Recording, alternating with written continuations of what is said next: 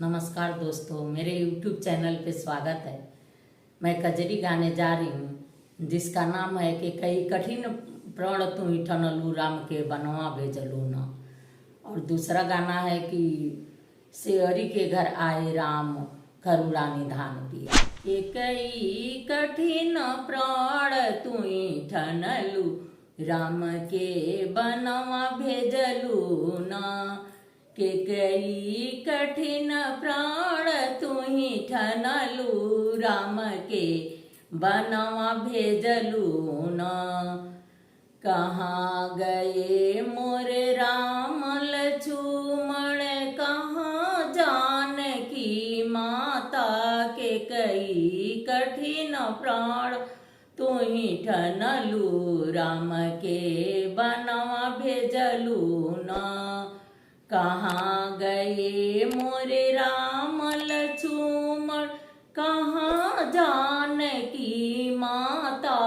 अवध लागे उदासाना।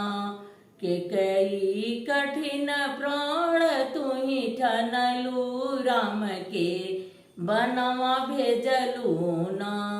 कहाँ गए मोरे राम लक्ष्मण, कहाँ जानकी माता। अवध लागे उदासाना। अवध लागे उदासाना।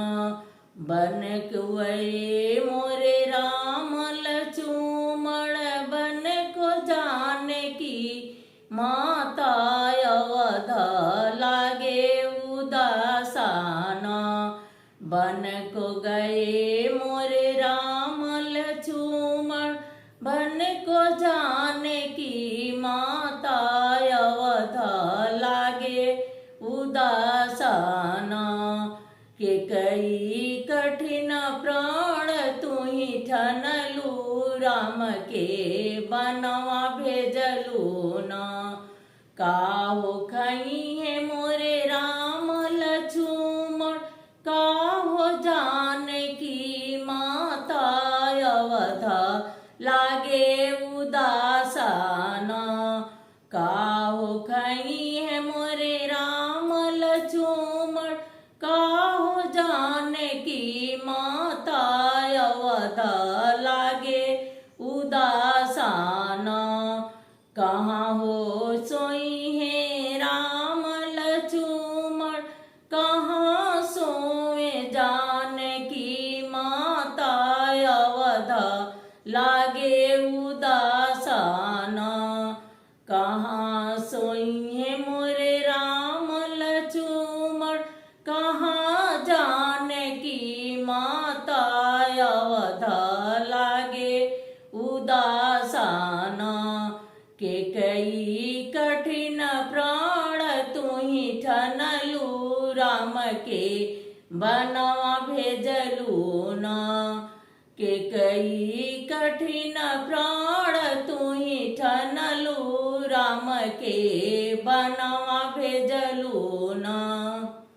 सेवरी घर आए भगवान, सेवरी घर आए राम पिया करुणा निधान पिया न। सेवरी घर आए राम पिया करुणा निधान पिया न। सेवरी घर आए राम पिया करुणा निधान पिया न। लंबी केसिया से सेवरी डगर बहार पिया। लंबी केसिया से डगर बहार पिया। वो ही आई है राम पिया करुणा निधान पिया न।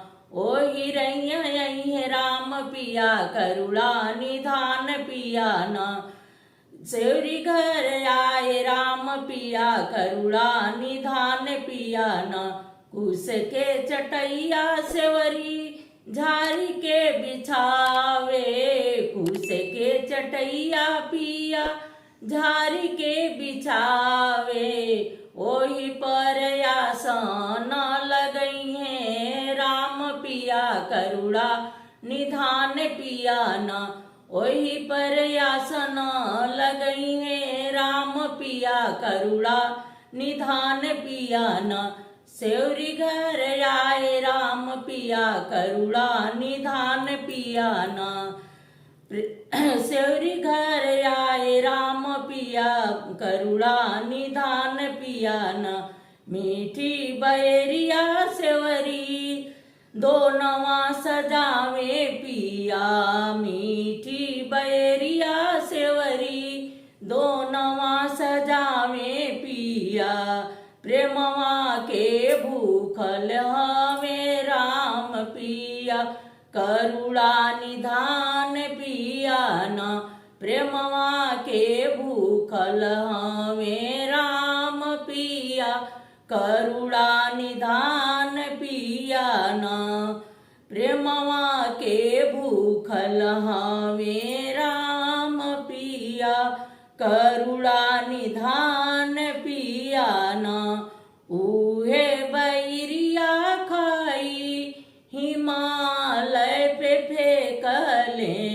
उहे बैरिया खाई हिमालय पे फेंकले।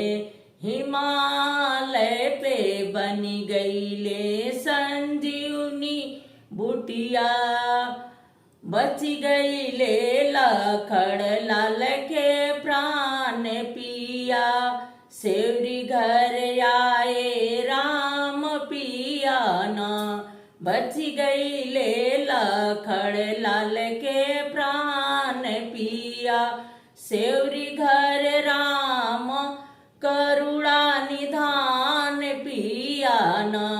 सेवरी घर आए राम पिया करुणा निधान पिया ना। अगर मेरी वीडियो अच्छा लगे तो लाइक कीजिए, सब्सक्राइब कीजिए, बेल आइकन दबाइए ताकि मेरी वीडियो का नोटिफिकेशन आप तक पहुंचे। धन्यवाद।